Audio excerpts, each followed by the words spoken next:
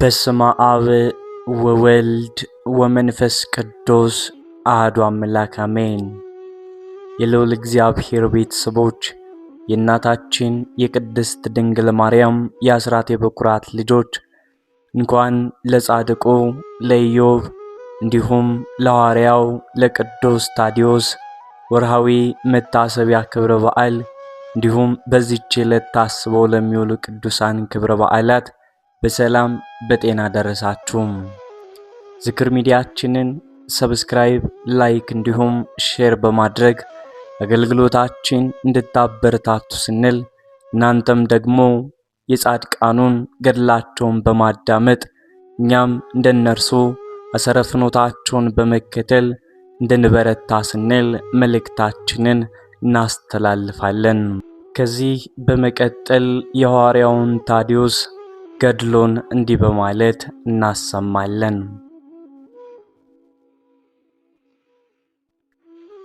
በቀደመው ዘመን በገሊላ ምድር የባህሩ ሞገድ ከዕንቁ ድንጋዮች ጋር እየተጋጨ በሚሰማበት ጸጥተኛ መንደር ውስጥ ታዲዮስ ይሁዳ ተብሎ የሚጠራውና የያዕቆብ ወንድም የሆነው ይኖር ነበር። እርሱ እንደማንኛውም የገሊላ ወጣት በወንዙ ዳርቻ መረቡን እየጣለ ከማዕበሉና ከነፋሱ ጋር እየታገለ የሚኖር ታታሪ ዓሣ አጥማጅ ነበር። ነገር ግን ታዲዮስ ከሌሎች ወጣቶች የሚለይበት አንድ ምስጢር ነበረው። ልቡ ሁልጊዜ ከዕለት ተዕለት የዓሣ አጥማጅነት ሕይወት በላይ የሆነ ይቻለም ልትመላው የማትችለው ሰማያዊ ረሃብና ጥማትም ነበረው።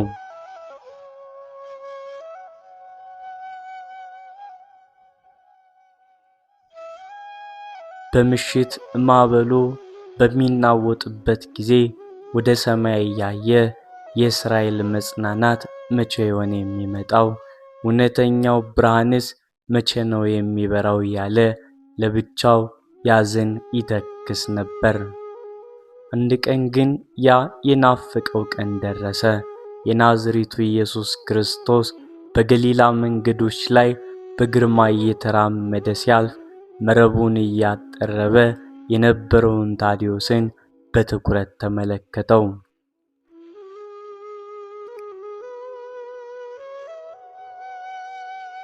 ያ አምላካዊ ዓይን የብሩህ ወጣቱን የልብ ስብራትና ፍለጋ ያነበበ ይመስል ነበር። ኢየሱስም ወደ እርሱ ቀረብ ብሎ በጣፋጭ ድምፅ ተከተለኝ አለው። ያ ቃል ተራ ቃል አልነበረም። በታዲዮስ ልብ ውስጥ የማይጠፋ መለኮታዊ እሳት ያነደደ ሰንሰለትን የሚበጥስ ታላቅ ኃይል ነበረው። ታዲዮስ ምንም አላመነታም። የያዘውን መረብ፣ ጀልባውንና የለመደውን ያጠመደውን ዓሣ አጥማጅነት ሕይወት እዚያው ትቶ ተከተለው።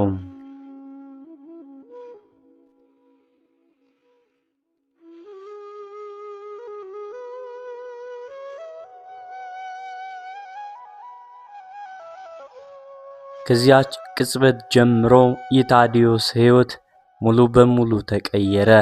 ለ3 ዓመታት ያክል ከጌታው እግር ስር ቁጭ ብሎ የሰማይና የምድርን ምስጢራት ተማረ። በተራራው ስብከት ላይ ያንን ሰማያዊ ድምፅ ሲሰማ ልቡ በደስታ ይቀልጥ ነበር። ተራመዱ በተባሉ ጊዜ ከሌሎቹ ሐዋርያት ጋር በመሆን በኢየሱስ ስም ድውያንን ፈወሰ፣ አጋንንትን አሳደደ።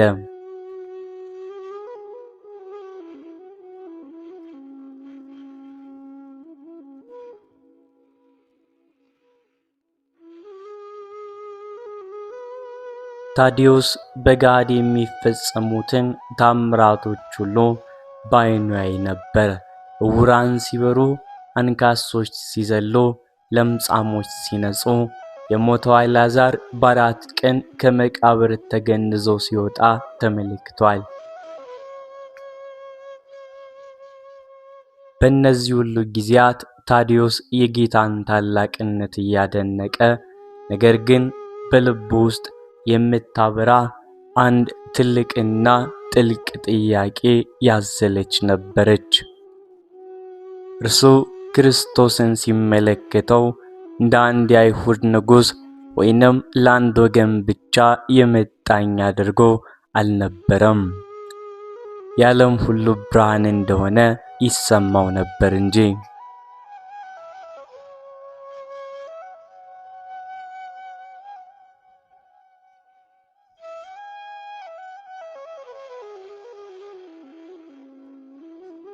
ዘመኑ ተፈጽሞ ያቺ የመጨረሻዋና አስፈሪዋ የሕጽበተ እግር ምሽት ወይንም ጸሎተ ሐሙስ ደረሰች።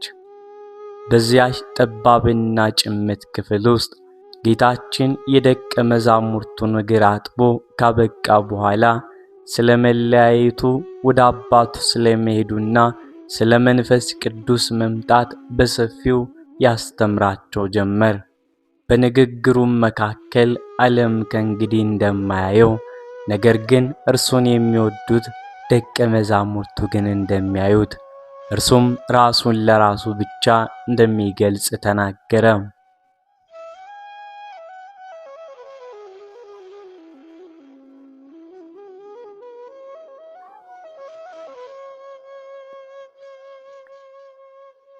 በዚህ ጊዜ በክፍሉ ውስጥ ታላቅ ጸጥታ ሰፈነ። ደቀ መዛሙርቱ በሐዘንና በግርምት ተውጠው ሳለ ታዲዮስ በልቡ ውስጥ ለዓመታት ሲያወጣውና ሲያወርደው የነበረው ያ የፍቅር እሳት ሊቋቋመው አልቻለም። በታላቅ አክብሮት በፍርሃትና በየዋህነት ተሞልቶ ድምፁን ከፍ አድርጎ ጌታውን እንዲህ ሲል ጠየቀው። ጌታዬ ሆይ፣ ለዓለም ሳይሆን ራስህን ለእኛ ልትገልጽ ያለህ እንዴት ነው? ይህ ጥያቄ የታዲዮስን ሰፊ አፍቃሪና ሮሮ ልብ ፍንትው አድርጎ የሚያሳይ ነበር።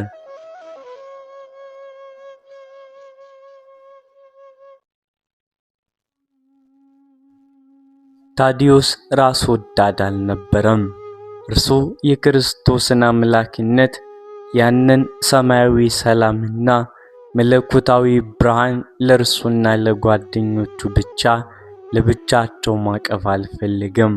ጌታ ሆይ፣ የዓለም በጨለማና በኃጢአት እየተሰቃየ ሳለ አንተ ግን ራስህን ለእኛ ብቻ የምትገልጸው እንዴት ነው? ለምን ለዓለም ሁሉ አትገልጽም? ለምንስ ዓለም ሁሉ ባንተ ብርሃን አይድንም? የሚል የዓለምን ሕዝብ ሁሉ የወደደ የሰፊ ልብ መገለጫ የሆነ የጉጉት ጥያቄም ነበር።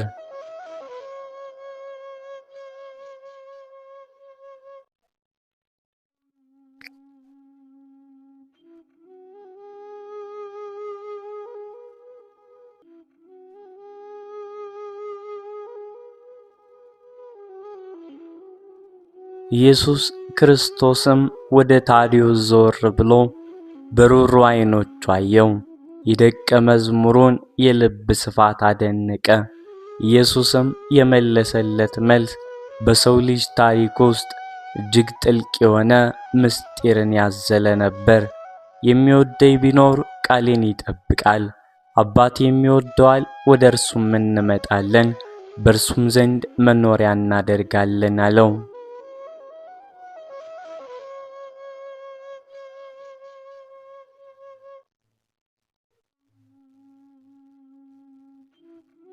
ጌታችን ለታዲዮስ ያስረዳው ነገር ቢኖር እርሱ ራሱን ለዓለም የማይገልጸው ስለ ጠላቸው ሳይሆን ዓለም በክፋቱና በኃጢአት ምክንያት ብርሃኑን ሊቀበል ስላልቻለ መሆኑን ነው።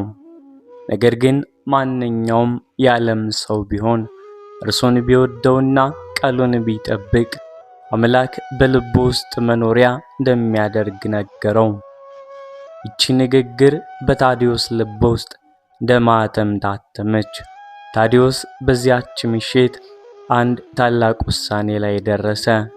ዓለም ጌታን ማየት ካልቻለ እኔ የጌታን ብርሃን ተሸክሜ ወደ ዓለም እሄዳለሁ። የደነደነውን የዓለምን ልብ በፍቅር ሰብሬ አምላክ በሰዎች ልብ ውስጥ መኖሪያ እንዲያደርግ ሕይወቴን እሰጣለሁ ብሎ ወሰነ።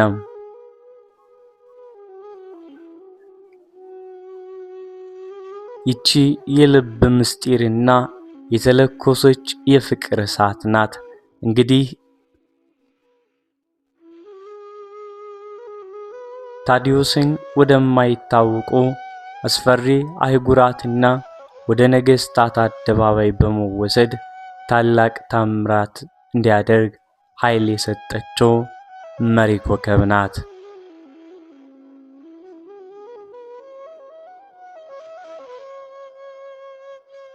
ኢየሱስ ክርስቶስ ሞትን ድል አድርጎ ከተነሳና በክብር ወደ ሰማይ ካረገ በኋላ በነበልባል እሳት አምሳል የወረደው መንፈስ ቅዱስ በሐዋርያት ላይ አደረ። በዚያ ጊዜ ታዲዮስ በጸሎተ ሐሙስ ምሽት በልቡ ውስጥ ያበራችውን ያችን የብርሃን ኮከብ ዳግመኛ አሰባት።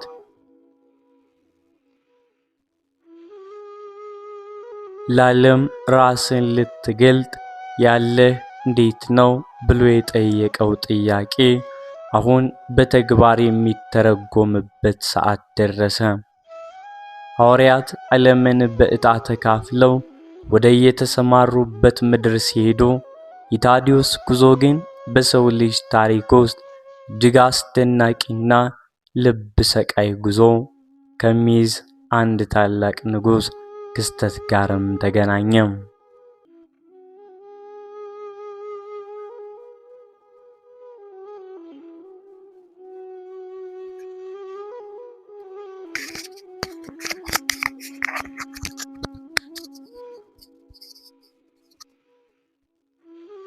በዚያ ዘመን በታላቋ የኤዴሳ ከተማ በሆኗ ቱርክና ሱሪያ ድንበር አካባቢ የሚኖር አብጋር አምስተኛ የተባለ በጣም ታዋቂና ኃያል ንጉሥ ነበረ።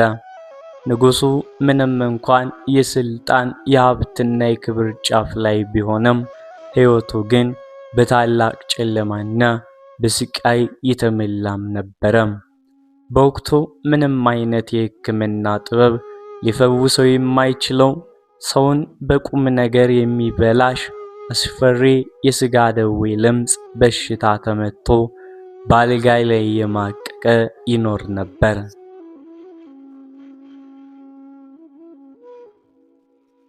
ሥጋው እየበሰበሰ ክብሩ እየረገፈ በተስፋ መቁረጥ ውስጥ ሆኖም ሳለ ከአይሁድ ምድር ወደ ኤዴሳ የመጡ ነጋዴዎች ስለ ናዝሬቱ ኢየሱስ ክርስቶስ ድንቅ ታምራት ሲያወሩ ሰማ።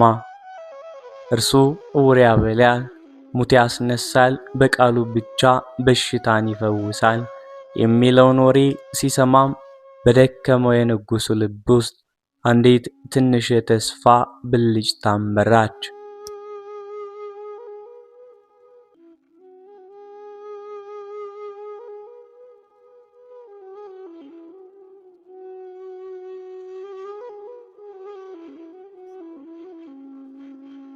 ንጉሥ አብጋር ብዙም አላመነታም።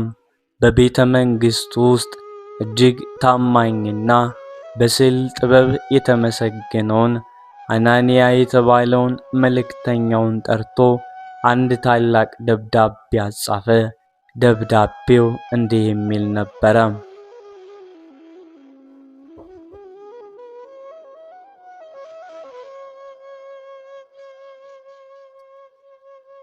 ከኤዴሳ ከተማ ገዥ ከንጉሥ አብጋር ጋር በአይሁድ ምድር ለታየውና ሰዎቹን ሁሉ በነፃ ለምትፈውሰው መልካም አዳኝ ኢየሱስ ክርስቶስ ሰላምታ ይሁን። ያለ መድኃኒትና ያለ ቅጠል ድውያንን እንደምትፈውስ፣ ዕውራንን እንደምታበራና ሙታንን እንደምታስነሳ ሰምቻለሁ። ስለዚህ እኔ ካለብኝ ከማይድን ከባድ በሽታ እንድትፈውሰኝ ወደ እኔ ትመጣ ዘንድ በታላቅ ትሕትና እማጸንሃለሁ። አይሁድ በአንተ ላይ እንደሚያጉረመርሙና ሊያጠፉም እንደሚፈልጉ ሰምቻለሁ። ከኔ ዘንድ ግን ላንተና ለኔ የምትበቃ ሰላማዊትና ውብ የሆነች ትንሽ ከተማ አለችኝና ወደ እኔ ና።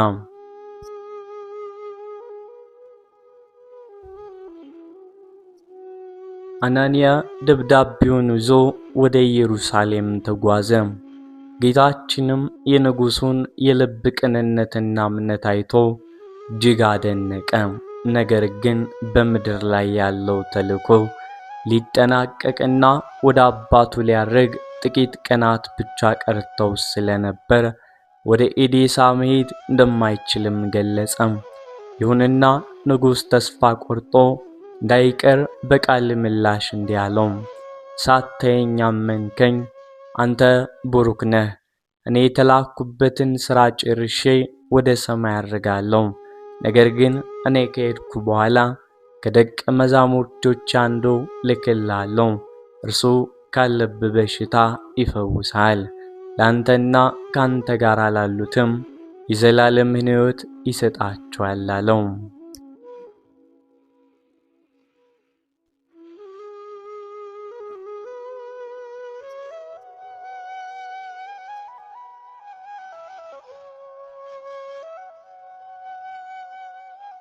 ጌታችን በክብር ካረገ በኋላ መንፈስ ቅዱስ ሐዋርያትን ለተልእኮ ሲያሰማራቸው ሐዋርያው ቅዱስ ቶማስ የጌታን ቃል በማስታወስ ታዲዮስን ጠራው። ታዲዮስ ሆይ፣ ጌታችን በቃሉ የገፋውን የተስፋ ቃል ትፈጽም ዘንድ አሁን ወደ ኤዴሳ መሄድ ያለብህ አንተ ነህ አለው። ታዲዮስም ልቡ በደስታ ተመላ። በጸሎተ ሐሙስ ምሽት ለዓለም ራስን ልትገልጽ ያለህ እንዴት ነው ብሎ የጠየቀው ጥያቄ አሁን ምላሽ ሊያገኝ ነው። ወደ አሕዛብ ከተማ ብርሃንን ይዞ ሊጓዝ ነው። ታዲዮስ ረጅሙንና አድካሚውን መንገድ በእግሩ ተጉዞ የኤዴሳን ከተማ ረገጠ፣ በሮቿንም ተሳለመ።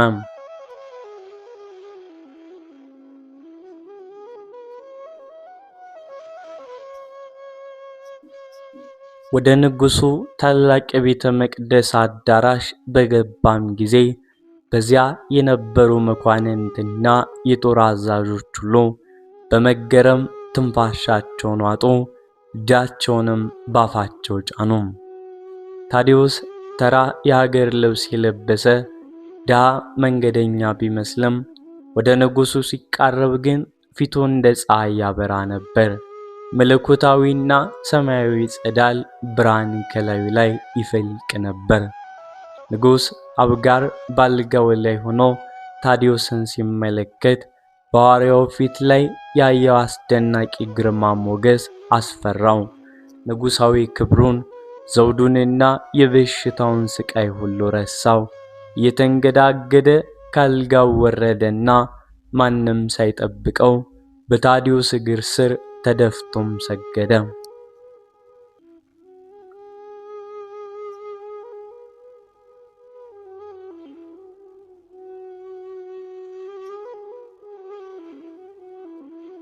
በአዳራሹ የነበሩት ሰዎች ሁሉ በድንጋጤም ቆሙ።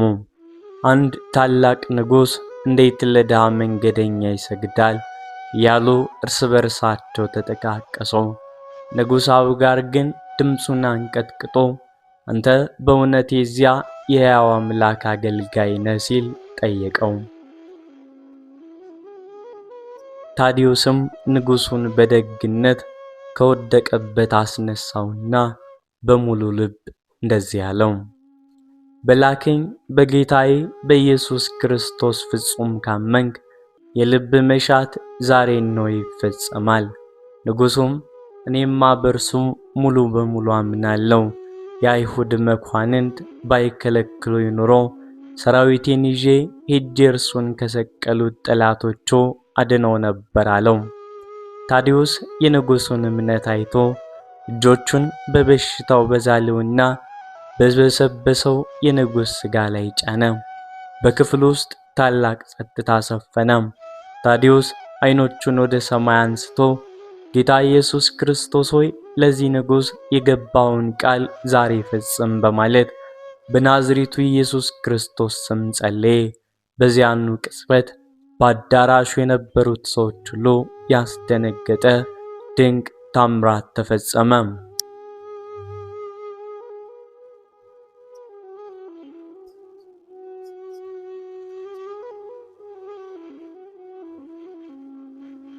ዓመታትን ሙሉ ንጉሡን ሲያሰቃዩ የነበረውና ሥጋውን የበላው አስፈሪ የሥጋ ደዌ በሽታ ልክ እንደ በረዶ በራሪ ብርሃን እየሆነ ከላዩ ላይ ተቀረፈ። የተቆሰለውና የጠቆረው ቆዳው በአንድ ቅጽበት ተለወጠ። ልክ እንደ አዲስ እንደተወለደ ሕፃን ልጅ ጸዳ፣ ለሰለሰ። በደም ስሮቹም ውስጥ አንዲት ጉልበት ፈሰሰ። ንጉሡ ደስታውን መቆጣጠር አቅቶት መዝለልና ማልቀስ ጀመረ። ድኛለሁ፣ በእውነት ክርስቶስ አምላክ ነው እያለም ጮኸ። ከንጉሡ ሌላ አብዱስ የተባለ የቤተ መንግሥቱ ታላቅ መኳንንትም በክፉ በሽታ ተመትቶ የነበረ ቢሆንም ታዲዮስ እጁን ጭኖ ፈወሰው።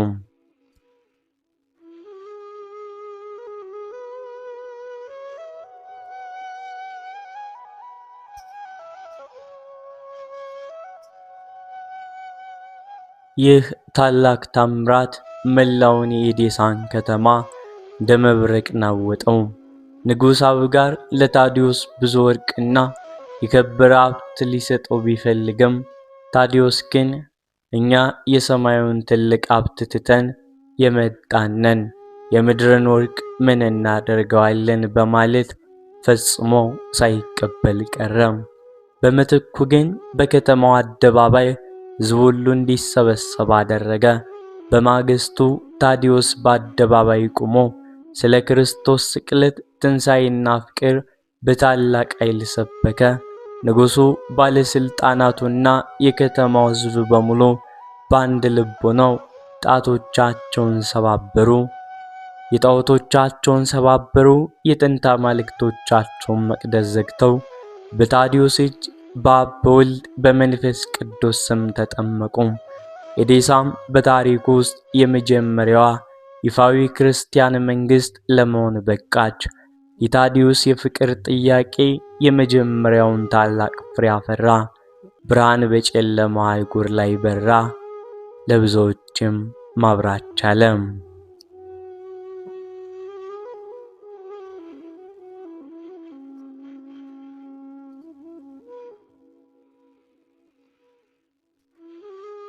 በኤዴሳ ከተማ ታላቅ መንፈሳዊ መነቃቃት ተፈጥሮ ሕዝቡና ንጉሡ በሰላምና በደስታ መኖር ጀመሩ።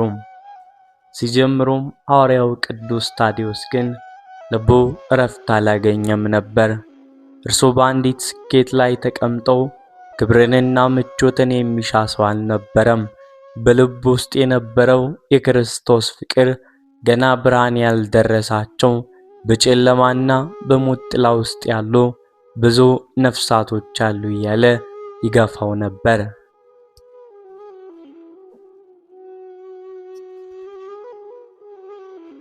በመሆኑም በኤዴሳ የተከለችውን መንፈሳዊ ተክል ለሌሎች ደቀ መዛሙርት አደራ ሰጥቶ እርሱ ግን ይበልጥ አስፈሪና ወደማይታወቀው የምስራቅ አህጉር ለመጓዝ ተነሳ።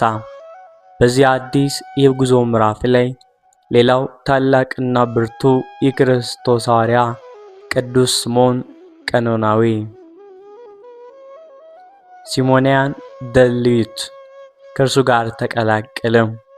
ሁለቱ የብርሃን አርበኞች እጅ ለእጅ ተያይዘው በዘመኑ እጅግ ጨካኝና የጠንቋዮች ማዕበል ወደ ነበሩት ወደ ታላቁ ፋርስ የአሁኗ ኢራን ከተማና ወደ አርሜኒያ ምድር ጉዟቸውን ቀጠሉ።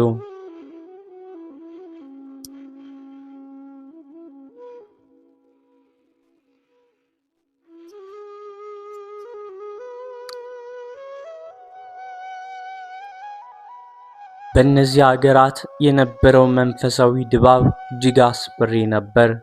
ሕዝቡ ለፀሐይ፣ ለእሳትና ለተለያዩ አስፈሪ የጣዖት ምስሎችም ይሰግድ ነበር። ምድሪቱ በጠንቋዮችና በአስማተኞች ቁጥጥር ስር የወደቀች ከመሆኑ የተነሳ አጋንንት በግልጽ በጣዖታት ውስጥ እየገቡ ሰዎችን ያነጋግሩ፣ በተንኮልና በፍርሃት ሰንሰለት አስረው ይገዟቸው ነበር። ታዲዮስና ስምዖን ይህንን የጨለማ ምድር ሲረግጡ በታላቅ ጾምና ጸሎት ራሳቸውን አዘጋጁ። ጌታ ሆይ በጸሎተ ሐሙስ ምሽት ለዓለም ሁሉ ልትገልጥ የገባውን ቃል ዛሬ በዚህ ጨለማ ምድር ላይ ፈጽሞ እያሉ ይማጸኑ ነበር።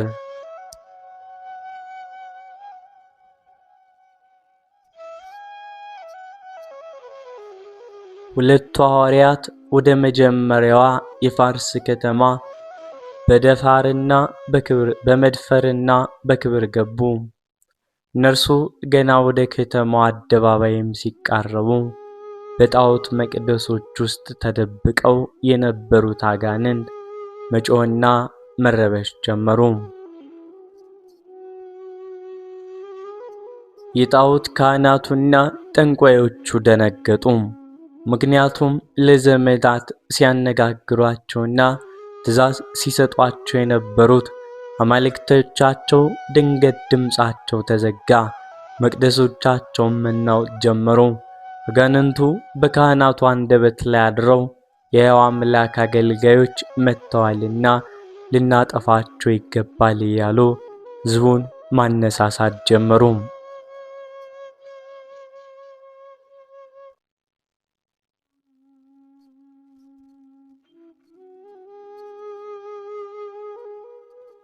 የከተማው መኳንንትና የጦር አዛዦች ከጠንቋዮች ጋር በመሻረክ ታዲዮስንና ስምዖንን በቁጥጥር ስር አዋሏቸው። ሕዝቡን በሐዋርያቱ ላይ ለማሳደምና ሕዝቡ በድንጋጤ እንዲገዛላቸው ለማድረግ በአደባባይ አንድ እጅግ ጨካኝ የሆነ ቅጣት አዘጋጁ።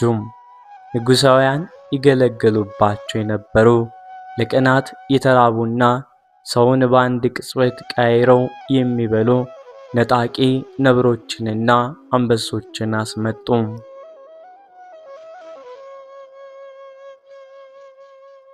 ሐዋርያቱ በአደባባዩ መካከል እንዲቆሙ ተደረገ። ሕዝቡ በዙሪያው ከበው ይመለከት ነበር። የብረት ሰንሰለቶቹ ተፈተው የተራቡትና የሚገረዙት ነብሮች ወደ ታዲዮስና ስምዖን በቁጣ በጩኸት ተለቀቁ። ሕዝቡ ዓይኑን ጨፈነ። ሐዋርያቱ አሁን ወደ አመድነት እንደሚቀየሩ አልተጠራጠሩም ነበር።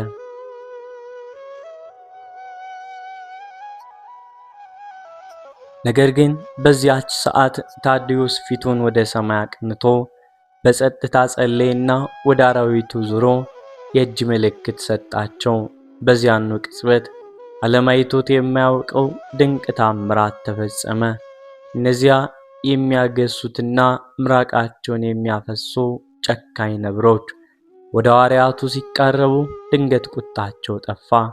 ልክ እንደ የዋህ በግ ራሳቸውን ዝቅ አደረጉ። በታዲዮስና በስምዖን እግር ስር ተኝተው እጆቻቸውንና እግሮቻቸውን በናፍቆት በፍቅር መላስ ጀመሩ። አራዊቱ የፈጠራቸው አምላክ ለሐዋርያቱ ክብር ስላዩ መገዛት አሳይተው ነበር።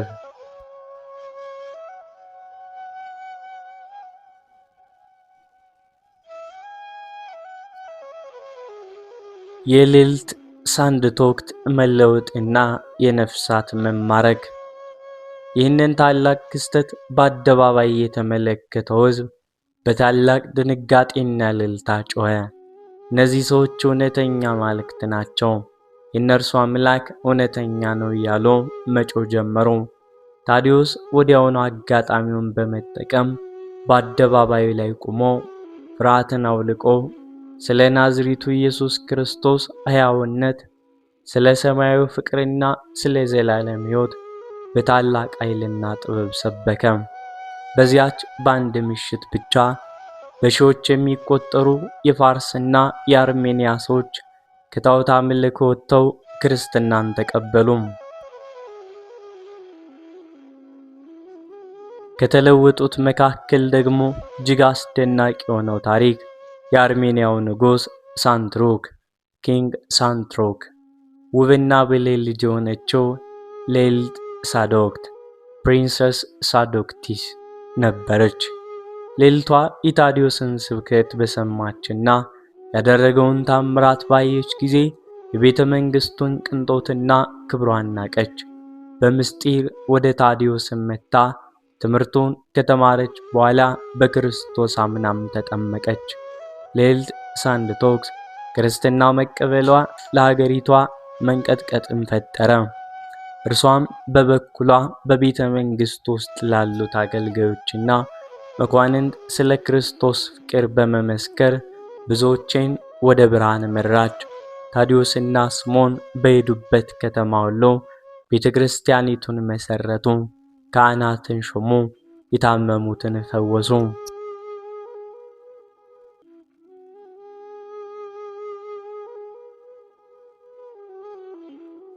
የጨለማው ግዛት እየፈረሰ የብርሃን መንግሥት በፋርስና በአርሜኒያ ምድር በኃይል እየተስፋፋ ሄደ። ነገር ግን ይህ የብርሃን ድል በቀጣዩ ክፍል የምናየውን አስፈሪ የሰማዕትነት ማዕበል በሐዋርያቱ ላይ ሊነሳ ምክንያት ሆነ። የጨለማው ኃይላት መጨረሻ ቁጣም። በፋርስና በአርሜኒያ ምድሮች ላይ የወንጌል ብርሃን እንደ ሰደድ እሳት ተቀጣጠለ። የጣዖት ማዕዶች ተገለበጡ። ለዘመናት ሕዝቡን ሲያስፈራሩ የነበሩ የጠንቋዮች ድምፅ ጠፋ ብናለም። ነገር ግን ብርሃን በበረታ ቁጥር የጨለማው ኃይላት ቁጣና ተንኮል ይበልጥ እየተገነፈለ መጣ። የታዲዮስና የስምዖን ስብከት የንጉሣውያንን ግቢ ብቻ ሳይሆን መላውን የሀገሪቱን የፖለቲካና የሃይማኖት መዋቅር ያናወጠው ነበር። በተለይም የአርሜኒያው ንጉሥ ሳንትሮክ ልዕልቱም ሳዶክት የቤተ ክርስቲያኑን ጣዖታት ትታ ዘውዷንና ክብሯን ንቃ የናዝሬቱን ኢየሱስ ክርስቶስን መከተሏን በሰማ ጊዜ በታላቅ ቁጣ ተመላ። የጣዖታት ካህናቱና ጠንቋዮቹም በንጉሡ ዙሪያ ከበው፣ ንጉሥ ሆይ፣ እነዚህ መጻተኞች የመጡት መንግሥትን ሊገለብጡና አማልክቶቻችንን ሊያጠፉ ነው፣ ካልገደልካቸው መቅሰፍት በሀገር ላይ ይወርዳል እያሉ አሳደሙበት።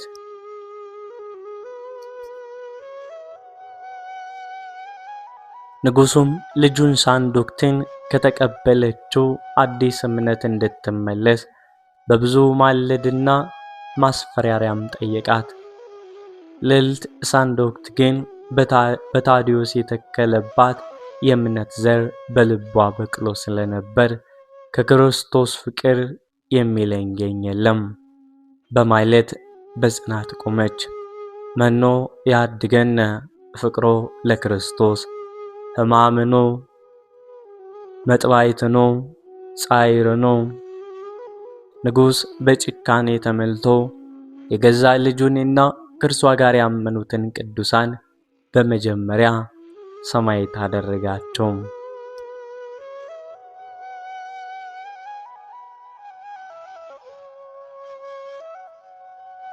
ልዕልት ሳንዶክት በሰማዕትነት ካረፈች በኋላ የቁጣው ማዕበል ወደ ምንጩ ወደ ሐዋርያው ታዲዮስና ወደ ጓደኛው ስምዖን ቀኖናዊ ዞረ። ንጉሡና የጣዖታት ካህናቱ ሕዝቡና ሰራዊቱ ያነሳስተው ሐዋርያቱን እንዲያድኑ አዘዙ። በ65 ዓመተ ምህረት አካባቢ ሁለቱ ታላላቅ ሐዋርያት በቁጣ በተሞሉ በሺዎች በሚቆጠሩ ወታደሮች የጣዖታት ካህናትና አመፀኞች ተከበቡ።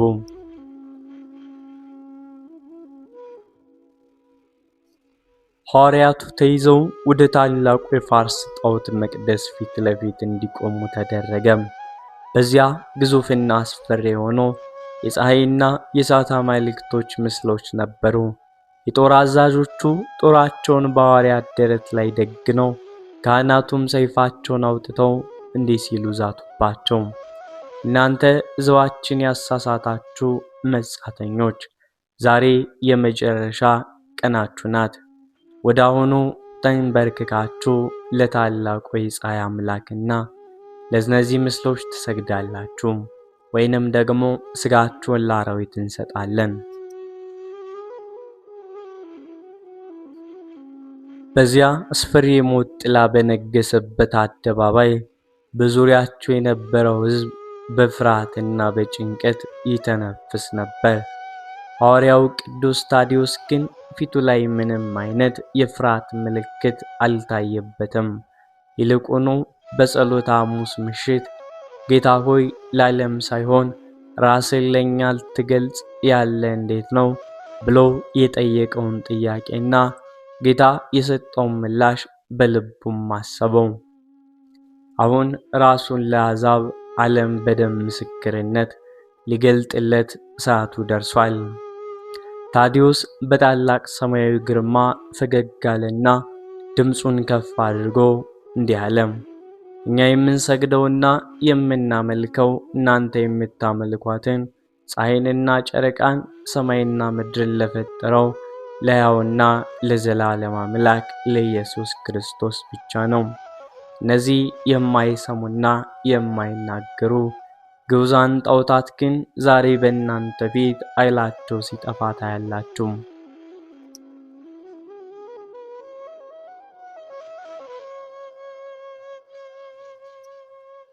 ታዲዮስ ይህንን ተናግሮ እጆቹን ወደ ሰማይ ዘርግቶ በታላቅ ድምፅ ጸለየ። በዚያ ቅጽበት ምድር ክፉኛ ተናወጠች። በመቅደስ ውስጥ የነበሩትና በወርቅ በብር የተለበጡ ግዙፍ የጣዖት ምስሎች ማንም ሳይነካቸው በራሳቸው ጊዜ ከቆሙበት ተፈንቅለው መሬት ላይ በመውደቅ ወደ አመድነት ወደ ትቢያነት ተቀየሩ። ከአመዱም ውስጥ መጥፎ ሽታ ያላቸው አጋንንት እየጮሁ ወደ ጥቁር ጨለማ ሲበሩ ታዩ። ይህንን ታላቅ ታምር ያዩ ብዙ ሰዎች ደነገጡ። ነገር ግን የጣዖታት ካህናቱና የደነደኑት ወታደሮች አማልክቶቻቸው በመሰባበራቸውና ክብራቸው በመውረዱ የተነሳ ሙሉ በሙሉ አይምሯቸውን ሳቱ። በታላቅ አውሬያዊ ቁጣ ተመልተው በሐዋርያቱ ላይ ተጠመጠሙባቸው።